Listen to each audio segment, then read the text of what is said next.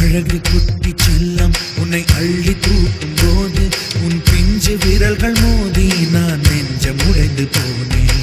ஆளை கடத்தி போகும் உன் கண்ண குழியின் சிரிப்பில் விரும்பி மாட்டிக்கொண்டு